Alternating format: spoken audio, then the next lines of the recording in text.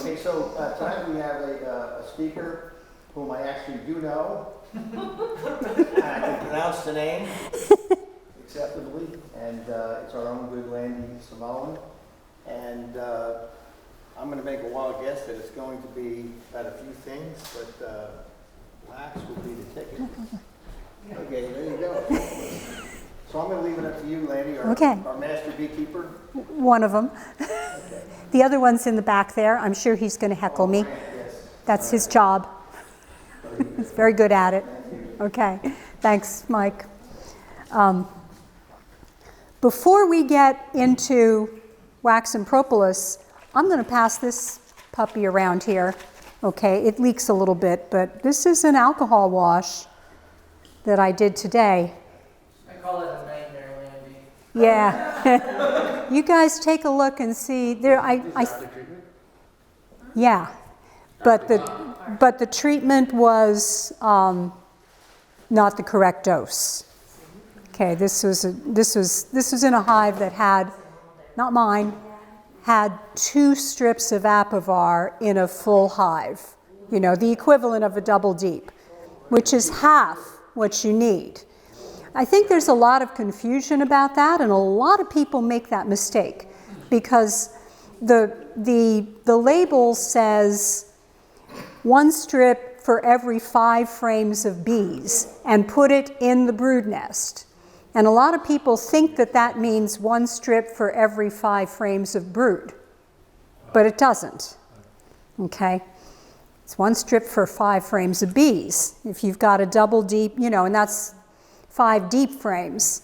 So a double deep or triple medium takes 4 strips, not 2, in the brood nest. So these strips weren't even where the brood was. They were down at the bottom of the box and basically useless. Are you hearing anything about any resistance buildup to Apivar? I didn't use Apivar this year because I don't trust it anymore. You know, John Gott, whom I respect a great deal, feels that it is still effective. I don't know. I'm not sure.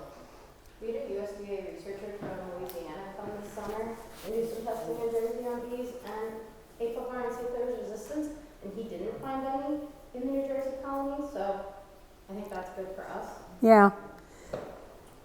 I think most of the problem is people are not applying it correctly. I think you're right. In the correct doses. Well, just to say this, I'm mentoring somebody who lives a few miles away from me. He lives in Edison, and I helped him apply the Apivar. Obviously, we used the correct dose, and his mite count was very, very high, and he was having trouble bringing it down. Yeah. I had that happen also last year, which is why I just don't trust it anymore. Okay, so, you know. Yeah. I used Apigard, which is the thymol treatment. I also believe, you know, this is just all theory, but if you have extremely high numbers to start with, it's harder to get it low. Yeah. So you, without getting into a big thing, I believe most people are undertreated.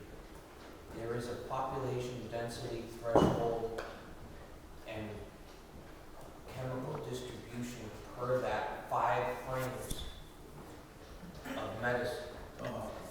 So if you, just real fast, if you, and at a certain temperature, so when they're doing research on these things, they're not doing it at cooler temperatures where the bees are clustered closer together.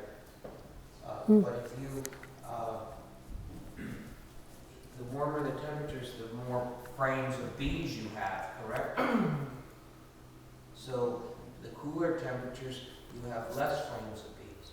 So if you take a triple, a 3 deep hive, and you take your honey off, how many bees did you actually have? You had 30 frames of bees, not 20.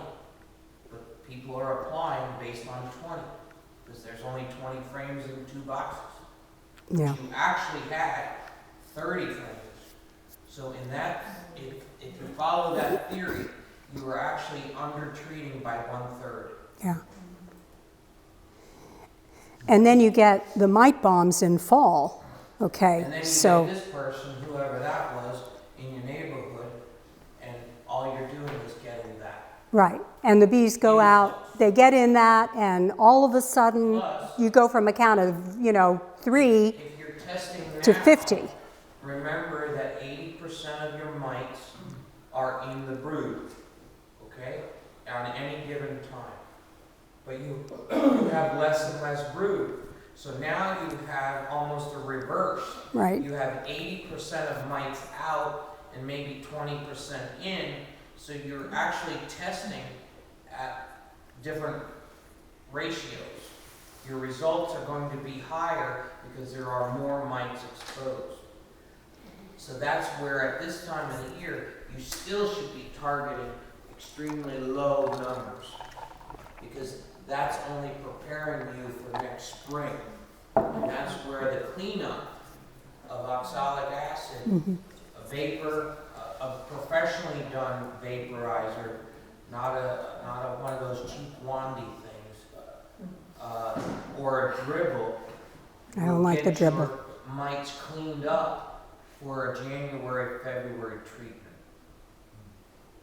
It takes a lot of work to maintain mites, but if you get them low and you keep them low, it is very easy to maintain them low. Yeah. But It that's really what is. we're here about. It's you hit the nail on the head when you said it takes a lot of work, okay? And there's probably no one thing that you'll do that's more important for your bees than getting the mite levels down and keeping them down. Almost, I'm going to say 90% of the failures we see are because of mites. Megan, you inspected a hive today. Mites, right? Yeah, it's always mites. It's almost always mites. So, if you can, yeah. I haven't had them yet in the last couple of years. I want to put on mite guards. They haven't invented them yet. Okay, so we'll talk about, but everybody had a chance to see this, right? I figured this was a nice graphic lesson that you can all see of what happens when you don't treat for mites. And the colony, Mites is very expensive. it is, It is. But replacing your bees it's more is expensive. even more expensive. Yeah, So say you spend $40 a year on mite treatments, or you can spend $200 a year on nukes. So if you can control your mites, you will have stronger bees, you will have bigger honey crops, and you will be actually, in the long run, saving money. yeah. That colony had bee parasitic mite syndrome, okay? It looked like foul brood. They had deformed wing virus in there. There was bald brood in there. They were very clearly sick There's bees. nothing you can do for any of that And this time of the year. it's done. They're walking dead, flying dead. Yeah. Did you say you're using Apicard instead of Apple? In my colonies, I used Apigard in mid-September. I put on 2 doses. In mid-October, I did alcohol washes, and I found some colonies that had some high levels. They had gone and robbed out somebody with a lot of mites nearby. Come back with mites, okay? But because they'd been treated both in summer and then again with the Apigard, I was pretty confident that the brood was fairly healthy, that this was a recent infestation. So I put on Formic Pro. Formic Pro is my go-to treatment. If I really want to knock the mites down and do it quickly, Formic Pro, because it gets them inside the brood. Went back and checked again. Numbers went from 40 to 4. Okay, so that was effective. And I will treat with oxalic acid vaporization in another 2 weeks, when they'll all be pretty much broodless. And hopefully it'll be okay. Megan? And for someone who, like me, doesn't have access to a vaporizer, I really like Formic Pro as a really good start out the season clean, and so I'll use it early spring because Yeah. it doesn't affect any honey coming in, and it kills mites under the cappings. Yeah. And so I like it as a spring one before you get the honey flow going. What do you do in the summer after your honey crop's done? So it really depends what your honey crop is like and what your goals are with your bees. So I have this little 2-mile radius where I actually don't end my summer honey flow until the end of August. So it's really important that my bees are mite free going into that because I know my nectar flow is so late. But I also don't have a fall nectar flow that you guys might have up here. But if you're leaving honey on the bees and you're not planning to take that, then you can use any treatment during your nectar flow. Yeah. So Yeah, it's a really good point. The answer to that question depends on your nectar flows in your area and the timing of them. How much time do you have between nectar flows, or can you use a treatment that Formic Pro is the only one? HopGuard too, I think. No, not HopGuard with Honey Supers you on? have to be broodless. Right, I know, but you're allowed to have Honey Supers on with HopGuard. Yeah, but it's in our time. But it doesn't work. I mean, it's You can have honey supers on with any of it, legally. as long as you're not producing honey. It is off-label if you are producing honey. Doesn't mean if you're not producing honey. Yeah, but you don't want to have them on if the honey is for your own consumption. Even you don't want to do it off label. You want to be in accordance with the law. So if you do have a big break in the summer, I think Apivar is still one of our best, probably top 4 mite treatments that we have in our toolbox. Yeah. Apivar, Apiguard, Formic Pro, and Oxalic. Yeah, But Oxalic's a cleanup. That shouldn't be your only primary treatment. it's really only when you're broodless. Yeah. Okay, so bee lesson for the day, for the evening, right? Now we'll talk about something that's more fun. Beeswax and propolis. We now have our very own, again, right? The last 3 honey show chairs have been Essex members, right? It was me and then Patty Campbell and now Lisa. So we got to support our honey show chairs and put in lots of really good entries. And one great class to enter if you want to win is the beeswax and cosmetics classes. Okay, both of those. Everybody, if you go down, you go to the honey show, right? There are dozens and dozens and dozens of entries in each single class for honey, extracted honey. There's like 100 jars of honey or more lined up on the sides of the tables. I got pictures. Anybody see? Yes. How many of these do you think there are? Okay. This is novelty beeswax category. It's actually a, yeah, let me do that. Okay, it's a trinket box made out of beeswax. Okay, cool mold, right? Okay, so there's going to be maybe 3 or 4 entries in that class. Okay, so and I've taken the division ribbon, not with this mold, but with a novelty beeswax entry. In fact, I took Best in Show once with a novelty beeswax entry. So you can come home with a lot of ribbons. You make something like this, okay? A lotion or soap. Adriana is not here, but Adriana makes beautiful soaps using beeswax. So there's a lot you can do with beeswax, and I'm just going to give you kind of an overview of how you, God, I hope I know how to do this. Not that way. That way, okay. Almost forget. How you treat your beeswax, how you get from the cappings that you take off of your honey supers to this, right? Or these, or even that. Because they all have beeswax in them and it's all pretty cool stuff. Okay, yes, it's not just honey. So, what is beeswax? Well, it's got a big long chemical names, right? esters of fatty acids and long-chain alcohols. Basically, it's just wonderful stuff that the bees make, young bees, very young bees, ones that are pretty much just finished feeding larvae. They go into wax production, and they have these 8 glands on their abdomens that become active, and they produce wax. Historically, it's been used for millennia in all kinds of things, from cosmetics to furniture polish to, in art, making encaustic painting and wax castings, and of course, candles. Beeswax candles were once pretty much it for light.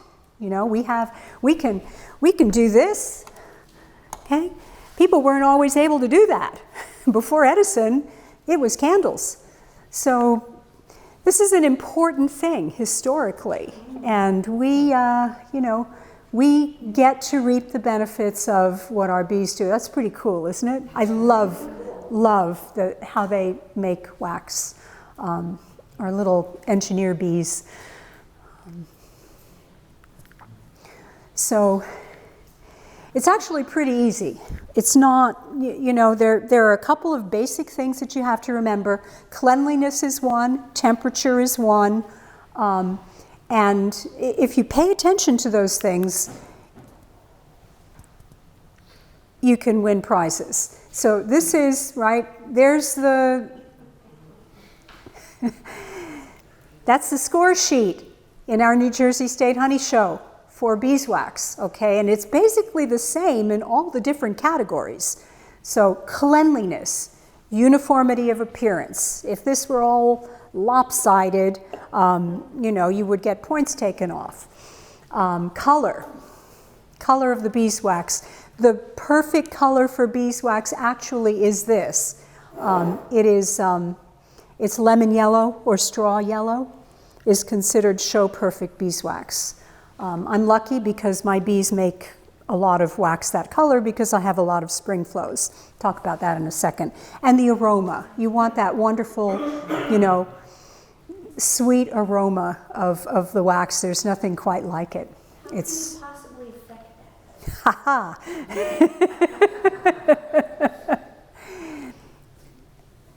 Okay, I'll Yes. Okay. Color. The color of the wax depends on the nectar they're eating when they produce that wax. So, if you want wax that is this color, you want your bees to be eating nectar sources like black locust and linden and basswood, the spring honeys. Okay, the early spring honeys are the honey. Maddie and Lisa are saying, yeah, because they have linden trees right in their front yard.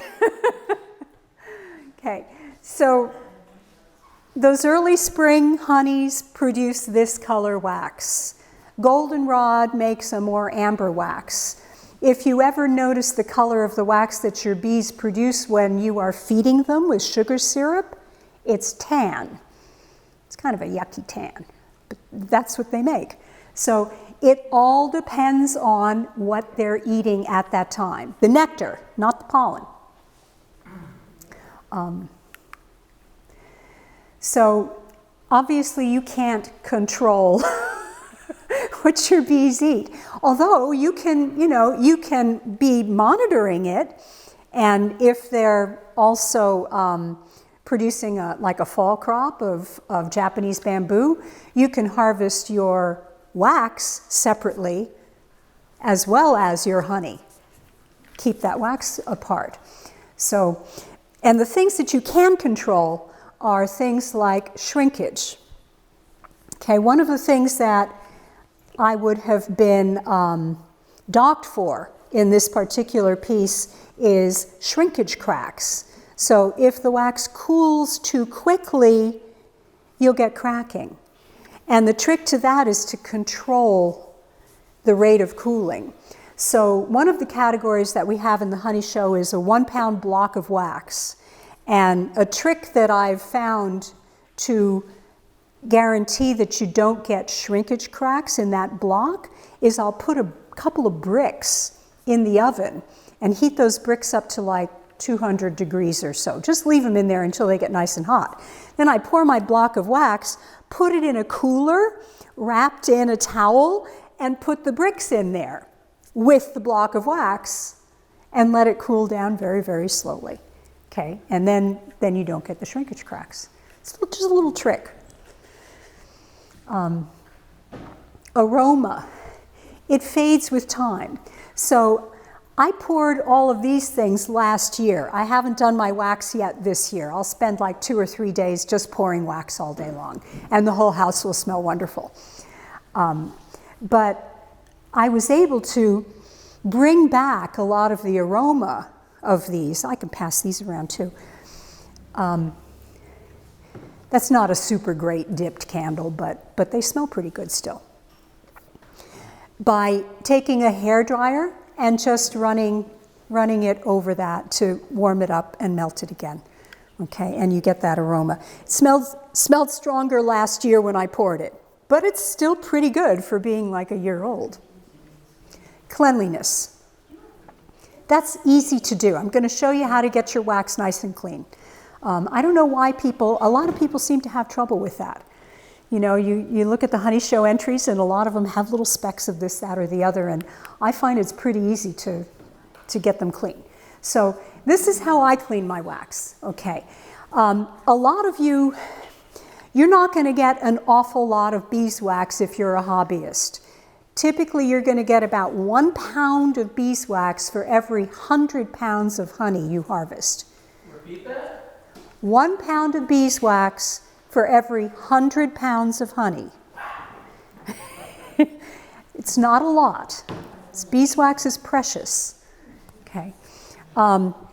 So there's your cappings. That's my capping tank. And my capping tank is actually a double jacketed one with water, so I can heat that up and drain the honey from it, and I'll get a block that looks like this.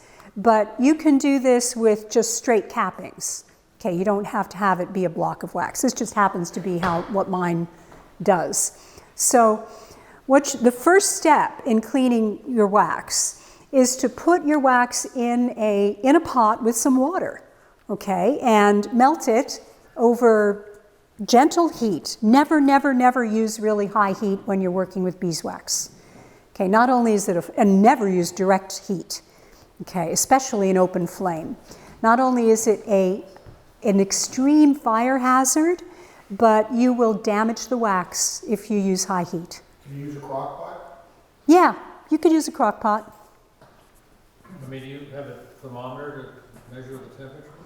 It'll melt between 145 and 150 degrees. Okay. You don't really need a thermometer, just watch it and keep the heat low. I like to use a double boiler when we'll talk about that a little bit more. Can you go back to the previous slide for just a second? Sure. So what is that you mentioned? That's straight cappings. But the container is. Oh, it's a double jacketed wax melting tank that's in my extracting room.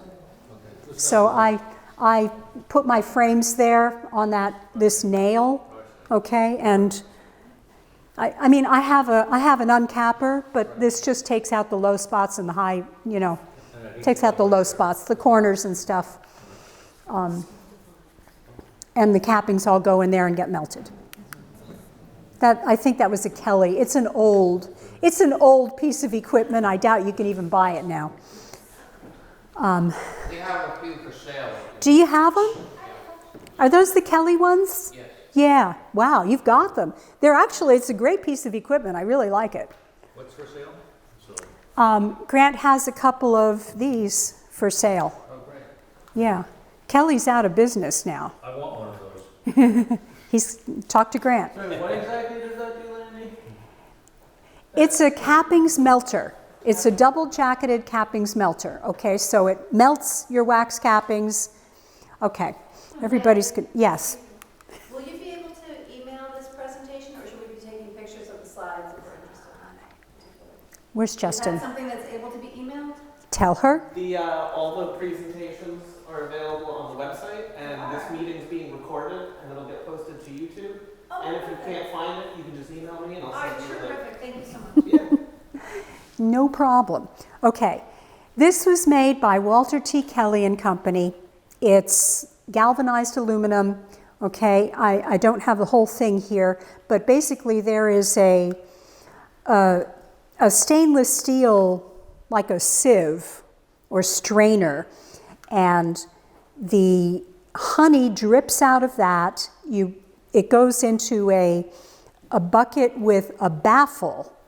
Okay, so honey stays on one side, and the wax, when it melts, goes into the other side, and you wind up with a block of wax with a wedge cut out of it that looks like this. Okay, and honey, which you can then filter, and so it drains the cappings, separates the honey from the wax, and melts the wax. Okay? Everybody happy about this Walter T. Kelly piece of equipment here? I want that. There are, I think, much better things on the market that do the same thing now and are stainless steel, but that's an old one. It works for me. Okay, so there's my block. I put it in a pot, big aluminum pot that only does this. All of this is just dedicated to wax because you can't. You don't want to use it for anything else. Okay. And Charlie, if you're going to do a crock pot, that's your wax crock pot, and that's it. Okay. Yes, exactly. Oh, you the hard way. Gotcha. Go to like Dollar General. If you're doing small amounts, go to like Dollar General. Right.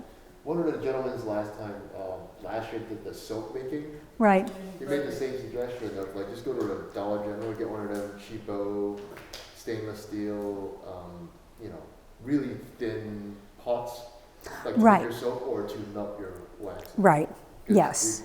That's basically trash now. Yeah, essentially. Yeah, I go to Walmart and they have, For yes. volume, Yeah, exactly. Yeah, because my pots have to be a little bigger.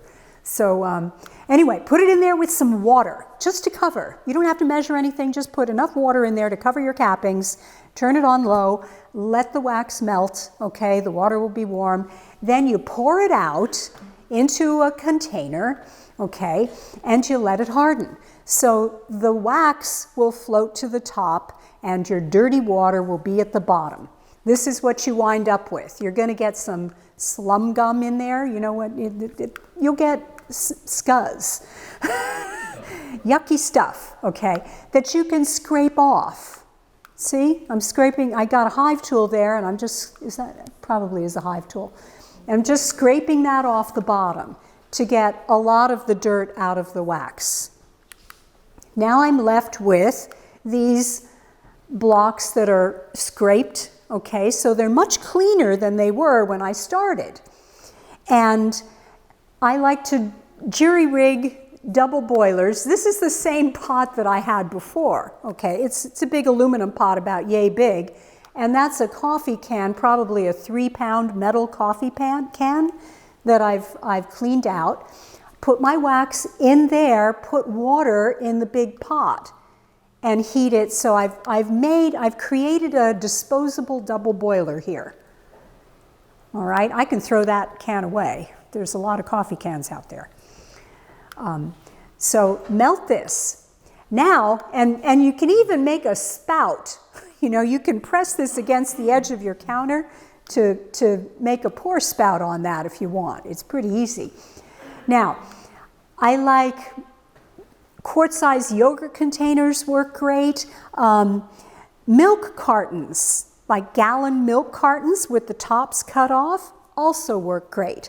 Anything that's disposable that you can cut away from the wax once it's hardened is perfect for doing this. Because what you're going to do is you're going to get a piece of cloth, oversized, put it over the top of that container, secure it with a rubber band, punch it down a little bit so the wax has a little bowl to go into, and pour your wax into it. It doesn't matter what kind of fabric it is. it can be sweatshirt material, it can, Marion Chandler from like 25 years ago used to use nylon curtain material. She thought that was the best. She's gone, yeah. She used to be our secretary-treasurer many years ago. I think you said cheesecloth, but yeah. Cheesecloth is actually a little too coarse. I think that's what you said. No, that's what he said. Oh, sorry. Didn't hear you. So you prefer something better than cheesecloth? Yeah, cheesecloth is too coarse because, you know, dirt can get through those very large pores in the cheesecloth. Something finer than cheesecloth. The wax will go through, no problem. Pour it through, okay?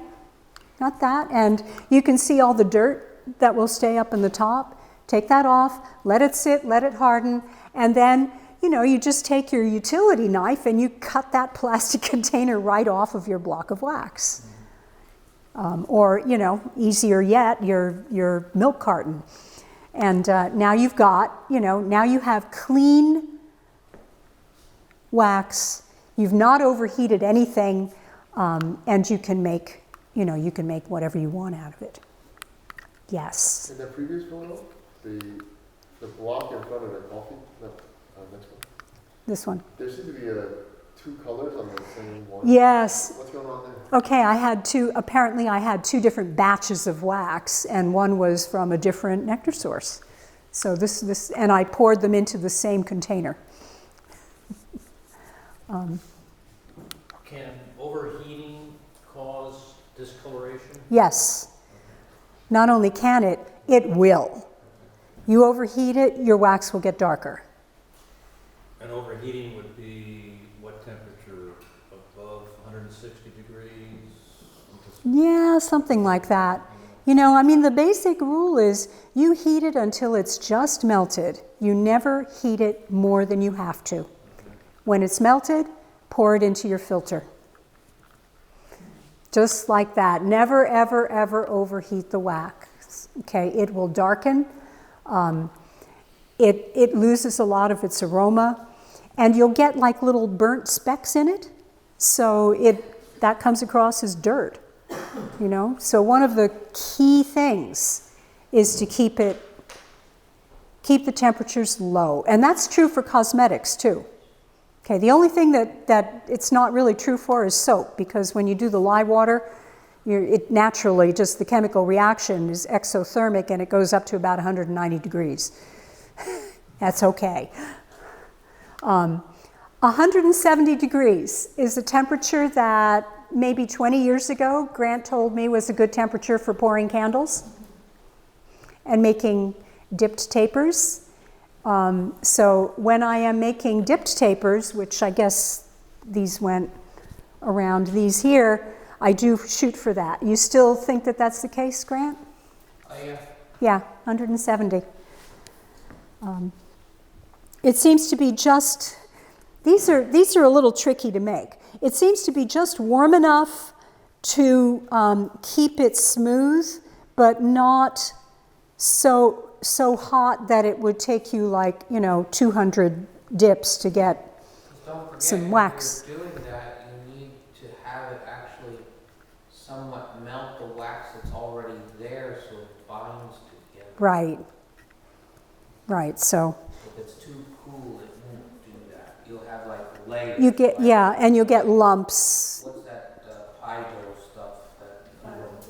Fido? Yeah. Philo. Fido. Philo, yeah, philo. Fido. So 170 is a good temperature for pouring wax. Certainly not hotter than that.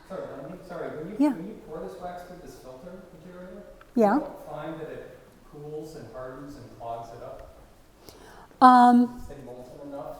It does. It does stay molten enough. You'll get a little bit of wax in the filter, you know, but if you pour it quickly enough, just like get it through there, you're good to go. And if you get like a little layer of solidified wax there, and you've got the wax that's heated already, when you start pouring, it'll melt what's solidified, and it should go through.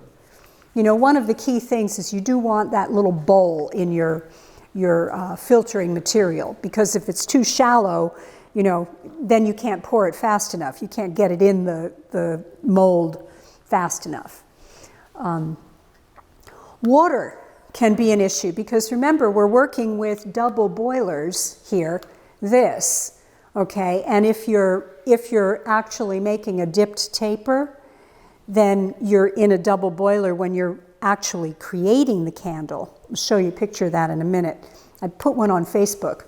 And you want to be careful that water doesn't get in the wax, because it'll create little holes. We call it, cavitation. And that's a problem. Little voids in the candle. So molds. That's a Thorn of England trinket box mold. I've got the actual trinket box here, which I just think it's a really pretty mold. And you want to make sure that the inside of your mold is clean. I like polyurethane molds. There's all different kinds of molds. You get there's tin molds and metal molds for pouring tapers. Polyurethane molds are easy. They're expensive, but they're very easy to work with. So that's my preference. Grant could probably tell you a lot more about other types of molds, because I know he used to use metal molds for his tapers. But I think these are good for hobbyists. So make sure the inside of the mold is clean. If you're doing something for a show, you can actually prime the mold by doing a pour, just to make sure there's no dust or dirt on the mold. And then that, of course, you're going to discard or use for something else before you pour your honey show piece into a perfectly clean mold. At the end of the season, I wrap up all of my molds in plastic bags and put them away very carefully so that they're not, they don't get dirty. Whoops. So there's polyurethane molds, You got to pick the right wick for the mold. It's not one wick fits all if you're making candles, okay? These are zinc molds with tabs for votives. The larger the diameter of the candle, the larger the wick has to be, with the object being that you want a flame that's not too big or it will burn too fast, and you don't want it so small that it gutters out in the pool of wax. So that can be tricky. There are usually recommendations on many websites when you buy a mold. I think Man Lake actually recommends the type of wick. They go from like a number 5 you might use for something like this, down to a 2-0 for like a smaller mold, like a little bear and skep mold. And you have to size the mold for the largest diameter of the candle. So if you've got like a spherical candle, you've got to size it for the largest part of the sphere. Picking the wick is tricky. Ornaments. Those are brown bag molds. Brown bag cookie molds. Right. Have you ever heard of those? And they make beautiful beeswax ornaments. So I make a bunch of these around the holidays, and I can sell these for $20 each, and they take up very little wax. I use like acrylic paint, but just really sparingly, because the wax is so beautiful as it is. I don't want to totally cover it with paint. I want to just accent it, like a little wreath around the pig's neck, and that's it. So you can do an awful lot with your beeswax. And candles, all of us make candles, right? Because we're beekeepers and it's fun and you got to have beeswax candles. But you're not, as Yvonne was in awe of, right? You're not going to get a lot of wax. If you're a small beekeeper, you'll get very little wax. So you might want to think about, you know, using your wax in ways that are maybe more productive for you, okay, rather than candles. Question, Landi. Yes. Aside from the cappings, where do you get wax in great quantity from the hive? Because I don't see it except for, you know, the excess of burr-comb. You're right. I buy wax from Grant. Secret's out. What I do is, Go to a bigger store. It's got a bigger boat. Charlie, what I do is I get maybe 40 pounds of wax a year. You know, I mean, I'll get a good bit of wax, but I save that for my cosmetics.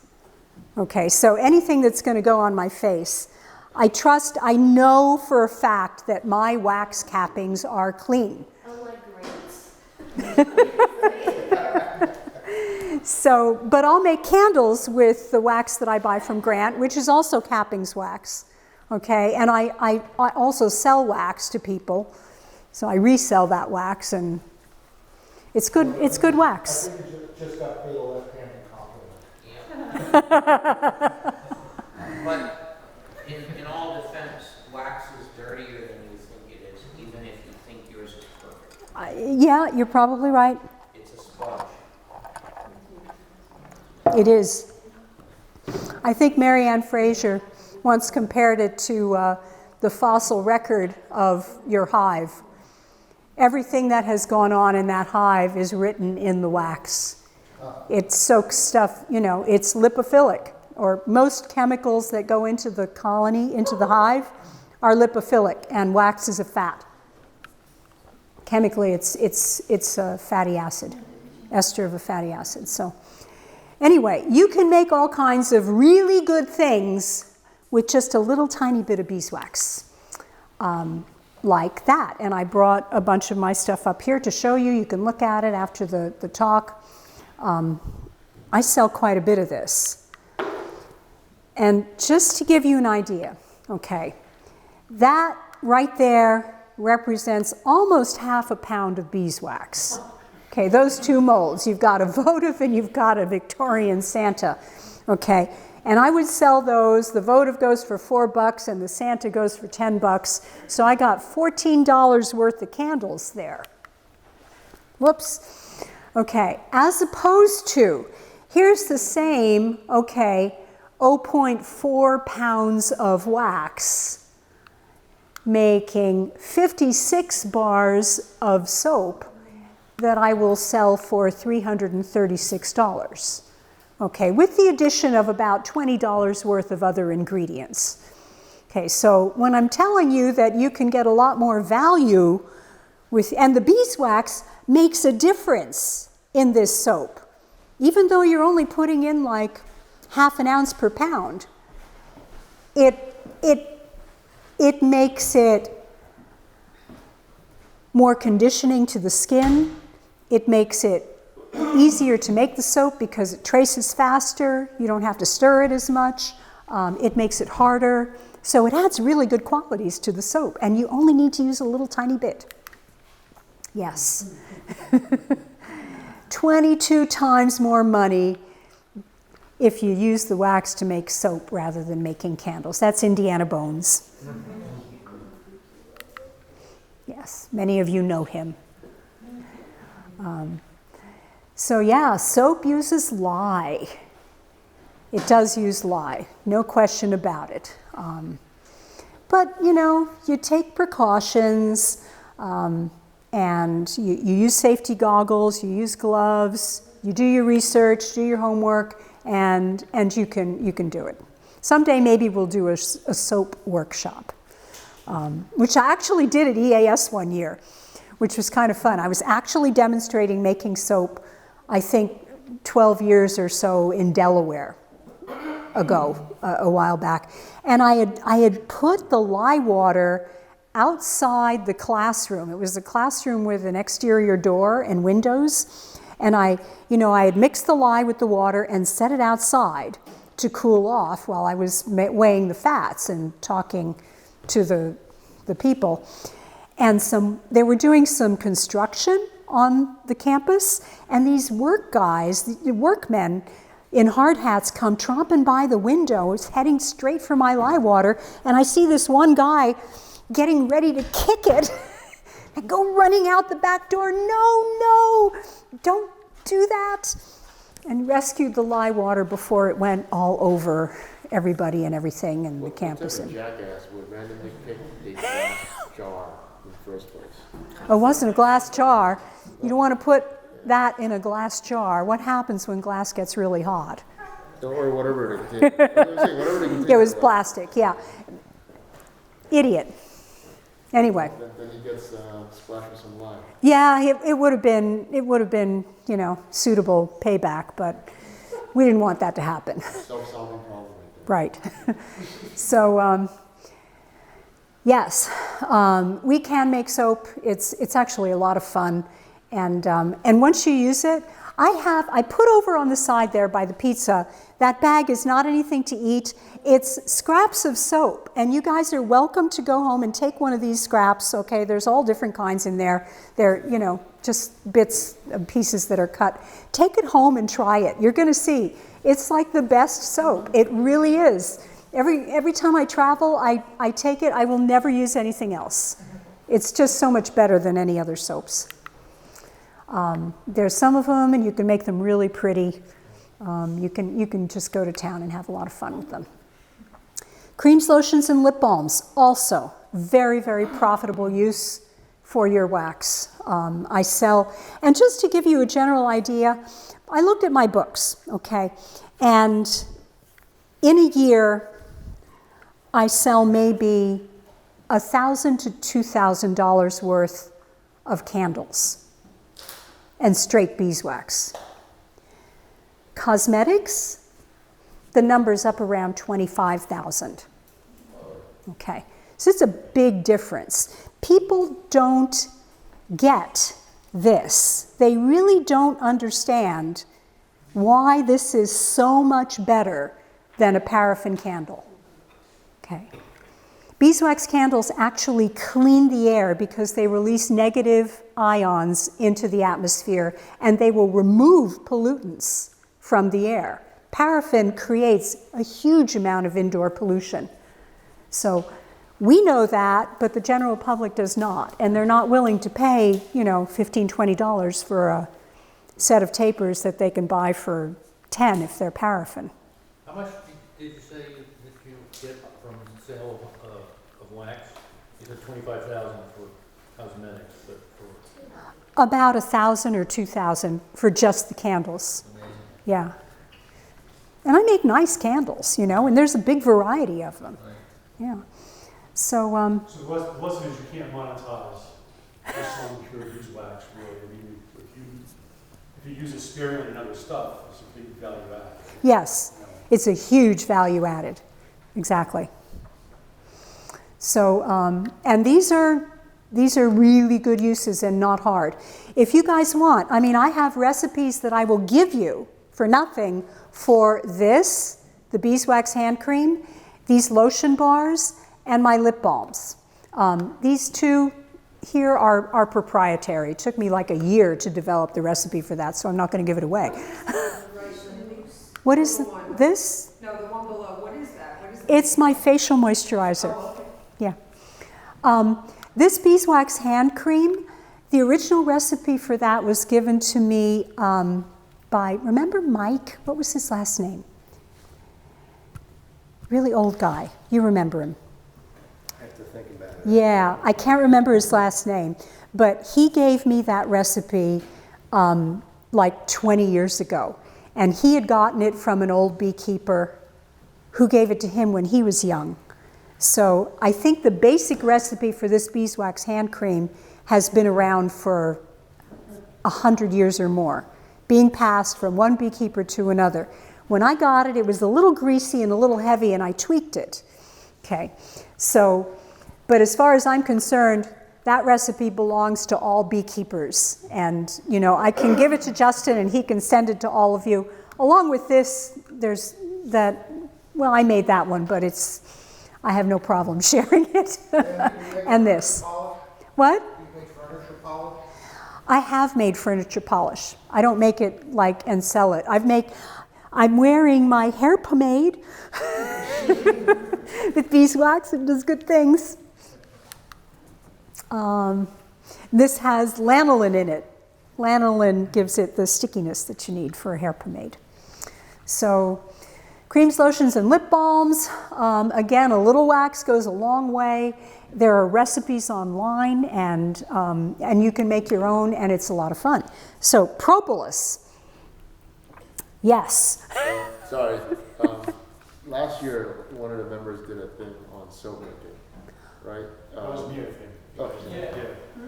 yeah, you, thanks. Yeah. I went home and I went to like ShopRite, and they had like organic olive oil on sale. It was like something like 2 liters or something like that for, I want to say $12. Right. And I worked the line and I made olive oil soap. You did. That's called Castile soap. 20 minutes, like that was it, you know.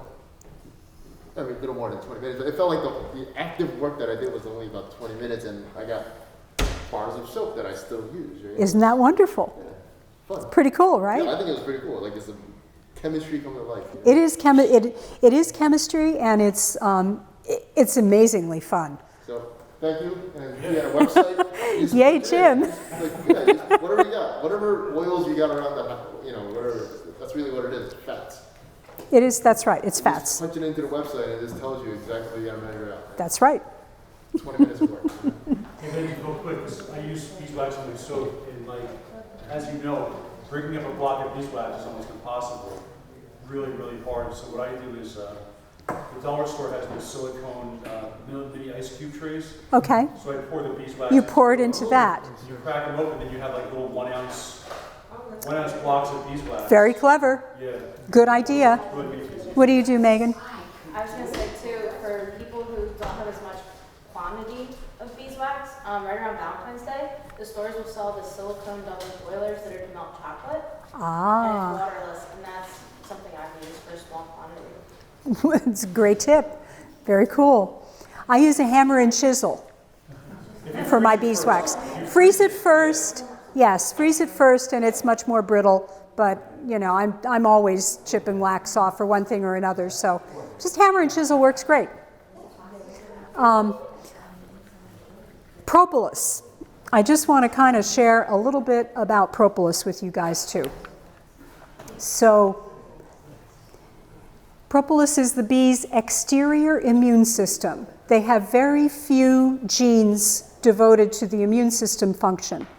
Okay, mosquitoes have more, fruit flies have more, just about any other insect. So if a honeybee gets sick, you know, she doesn't have the interior biological mechanisms to deal with that sickness. So the way the colony, the superorganism that is the honeybee colony, has solved this problem is by propolis, which is an exterior immune system.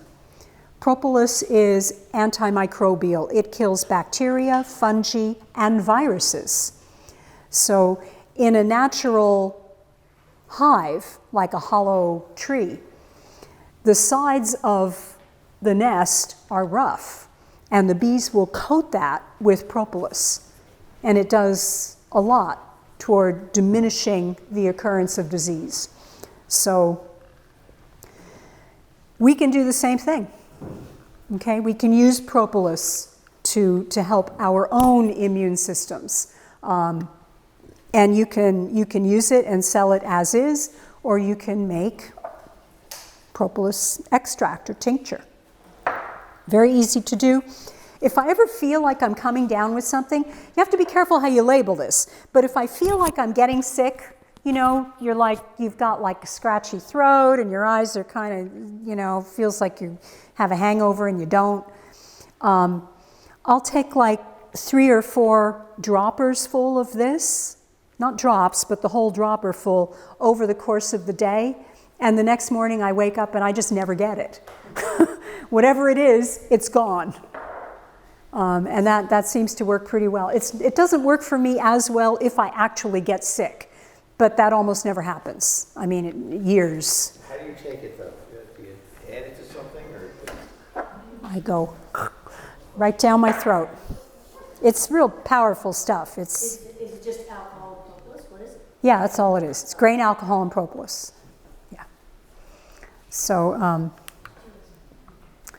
there are propolis traps, okay, that you can buy, and the bees, these openings are just the right size that the bees will fill them up with propolis, right? We know a bee space, right? If we keep things a bee space apart, if a void or space is greater than a bee space, the bees will put wax in it. If it's less than a bee space, they will fill it with propolis, right? If it's just a bee space, they won't put anything in there. Hence, modern beekeeping. Yeah.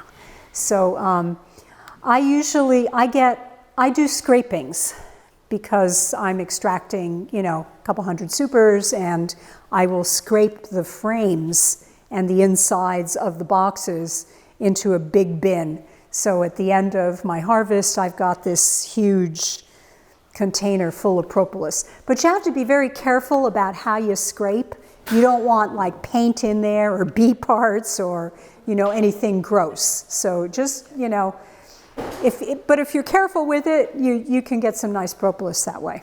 So if you take their propolis, are they just going to make more, like they make more honey even though they don't eat it? Yeah, they'll gather more propolis. And of course, the propolis has to be different from every part of the world, right? I mean, most of the propolis that's sold commercially, I think, comes from Brazil. Our propolis, I think, mostly comes from pine trees. So we've got a lot of pine trees in Jersey.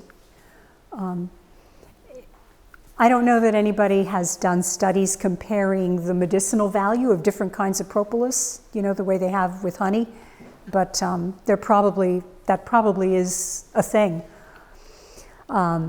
Anyway, how do you clean it? If you're going to clean it, and I don't usually clean it to make my extract because I'm very careful about how I scrape my propolis, and it's pretty clean. But if I'm going to put it in cosmetics, for instance, one of my lip balms has propolis in it. This one, as a matter of fact. And it has like little tiny flecks of propolis scattered throughout the lip balm. So if I want that, or if I were to put it, for instance, in a cream, I want it to be very, very clean. So how do you clean it? You take it, you nice clean metal coffee can, the fan of metal coffee cans. People collect them for me because I don't drink coffee, I drink tea. So I don't actually have coffee cans, I have to be given them. But you fill it up about a third full of propolis and put hot water in it, the same thing. Then you're going to put it in the oven at about 200 degrees until the propolis gets very sticky and gummy. Now you'll stir it. I like to use old chopsticks for that because you can throw them away. Everything I said about beeswax goes double for propolis. You do not want to get this on anything that you are ever going to keep. Ever. And alcohol gets it out. Okay, so if you get a stain in your sink, propolis, not alcohol, bleach. Bleach gets it out. Okay, put it in the oven, stir it, remove it, let it cool, and then you pour off the dirty water. The propolis will go to the bottom of the can as opposed to the wax that floats to the top. Okay. Then you might have a little bit of gunk on the top, but it should be mostly clean. Put it in the freezer, the whole can with the propolis in it. As you know, the hotter the propolis is, the warmer it is out, the stickier it is. The colder it is, the more brittle. So take advantage of the brittle part, put it in your freezer, okay? The next day when it's nice and frozen, just chip it out with your hammer and chisel. It'll come right out of there, no problem. And then you got that, nice and clean. So I have a dedicated, coffee again, right? I don't do coffee, but I've got a grinder. That's a coffee bean grinder. When I bought it a long time ago, it cost about $20.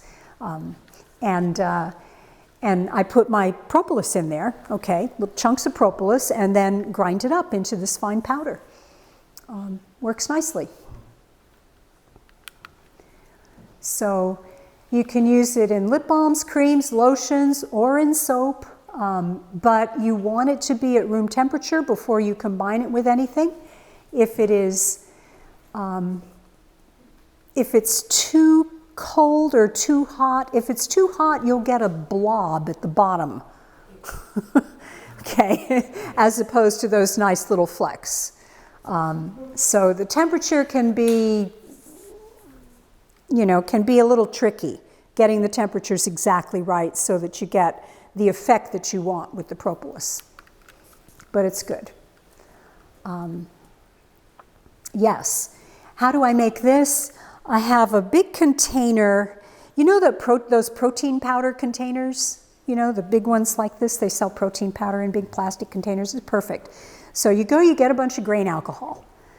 Big containers of grain alcohol. I'll fill up that container, that protein powder thing, about half to 2/3 full of propolis. And then I fill it up to the top with grain alcohol, Everclear. Let it sit 6 weeks. You don't have to do anything. I mean, you can shake it periodically, but you really don't have to do anything. The propolis will practically dissolve in there. After 6 weeks, it's ready and you can bottle it. You skim it off the top, you filter it, skim it off and bottle it.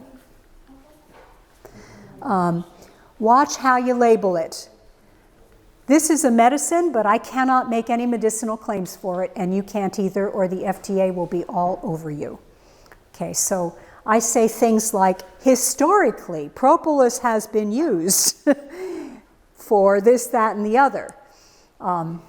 But, and that's what all that fine print at the bottom is. Can you use the word folk remedy and avoid any problems with the FDA? No, because it says remedy. You can't make any claims that it's a medicine. You can't. I wish I had the wording here, but I don't. I thought about it for like an hour. Don't you have on the bottle up there? It could be on here. I don't stand any chance of reading this. Who has good eyes? Maddie. Anybody read that? I'll turn the lights on for you. Okay, I think Maddie can do it. Hold on. What? Okay, it's in like a script. This statement has not been evaluated by the FDA. This product is not intended to diagnose, treat, or prevent any illness. Some people have experienced allergic reactions to propolis. Consult a physician prior to use. And that's all it says? What does it say on the side? Historically, propolis has been used to treat many conditions such as sore throats, cold sores, nail fungus, and a bunch of other stuff. Okay.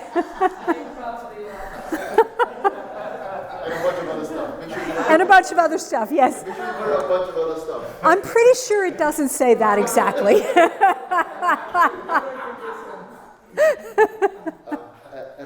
At another club I used to be in Sussex County, there was a gentleman that actually did have large bottles of vodka with propolis in it. Right. It's actually quite tasty. You really like that. Yeah, it's like got light almost pine a salt, but not almost like a clove flavor. Yeah, there's like maybe to your point, like most of it is probably pine trees and stuff. Yeah, that's true. Like a piney, woodsy. Maybe it's a pine flavor. Like that. Yeah. It's actually really tasty. I think it's tasty too. I mean, I'll be out, working the bees and pop a little propolis. You got to chew it in the back, otherwise you have like propolis teeth. The drink. I mean, the drink, yeah. Vodka. Okay. So he would bring it to the meeting, and we would just have some. And because it's tasty, like you said, it's woodsy. It's gotcha. It's no different than the tincture. The tincture's probably a little stronger. Exactly. Yes. Exactly. Yes. Yes. I think, okay, it doesn't need to be powdered because it'll dissolve. I already told you how to do this, so you're good to go. That's it, and that's it. Look at that.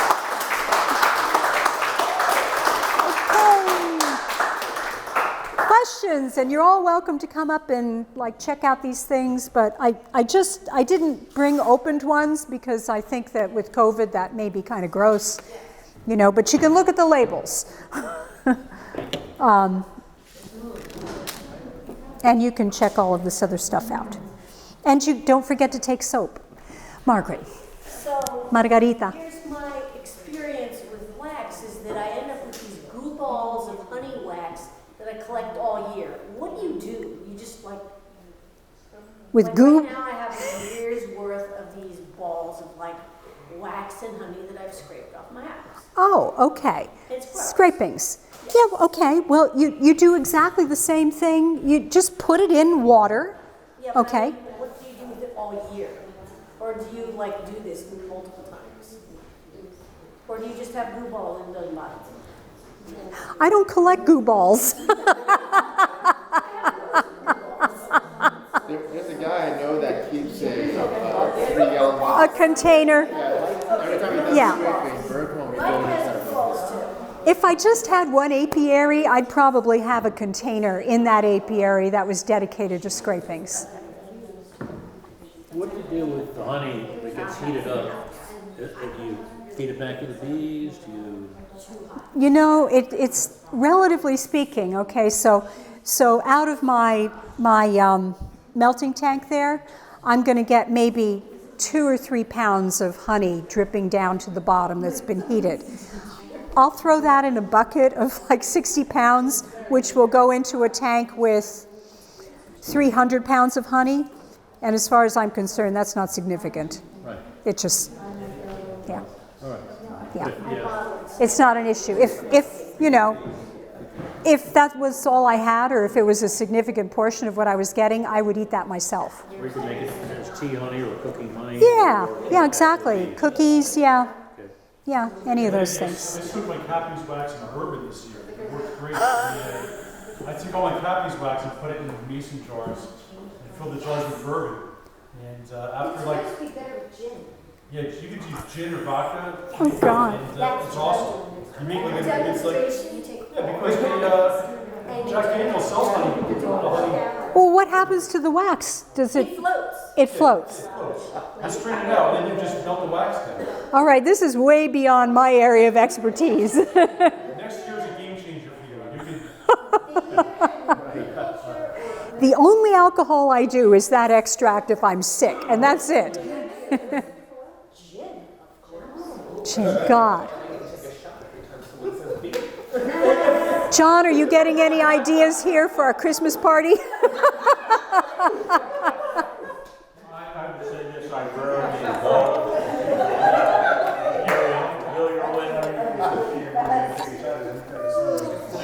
We got any more questions about wax? As far as the material for filtering, like a good old T-shirt? Yeah, old T-shirt is perfect. Okay. Milk Perfect. filters, if you can get them, work extremely well. Milk filters? What is a milk filter? That you would filter milk. Why would I filter milk? Like if you were milking a cow or something. It filters out stuff you don't It's want. kind of like a coffee filter. So when I go out in the morning to milk the cows, I should bring my milk filters? Well, you would bring your milk back to your house and then filter it through the milk filter. No. You seem very interested. I never heard of a milk filter. Yeah, it's like a coffee filter, similar to a coffee filter. Yeah. Is it But made of It's paper? flat. It's a big disc. Oh. And you A can big flat disc, fold and it that up, works make in- it like a funnel. Hey, Grant, I believe you. She does. Well, you can Google it. Google's always right. Yeah, it's a disc about this big. Okay, all I right. don't have it. So, I'll order them if you want. so T-shirt fabric works great too. Sweatshirt fabric works really well. But put the fuzzy side up. Fuzzy side up, 'tis true. You don't want But fuzzies in the milk filter wax. is very, very fine, like really, really fine. Yeah. Amazon, just Google. Is it, it's a Amazon paper, sells right? milk Is filters. it a paper? I'm counting on you to edit this. God. It's okay, Lanny. You put your foot in your Yeah, I know. All right. Okay, now that I've just destroyed myself.